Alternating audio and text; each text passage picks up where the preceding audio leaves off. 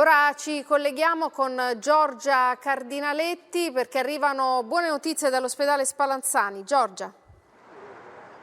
Eh sì, partiamo proprio da questa buona notizia. Lo Spallanzani, il polo romano per le malattie infettive, fa sapere che per la prima volta dall'inizio dell'emergenza il numero dei pazienti dimessi supera il numero dei ricoverati. 185 i ricoverati, 207 i pazienti dimessi. Intanto continuano le operazioni di alleggerimento degli ospedali lombardi. Nella notte trasferito da Bergamo un paziente nella terapia intensiva dell'ospedale Campus Biomedico di Roma. Da oggi ogni giorno un posto di terapia intensiva a disposizione della rete nazionale da parte della sanità laziale. Fin qui sono oltre 100 i pazienti che sono stati trasferiti dalle strutture lombarde in altre strutture, diversi quelli anche ricoverati in Germania. Si continua intanto a lavorare alla Protezione Civile per la distribuzione dei dispositivi di protezione individuale e macchinari, fin qui oltre 75 milioni quelli consegnati. Ci sono le mascherine, tema sul quale il dibattito nella comunità scientifica resta aperto.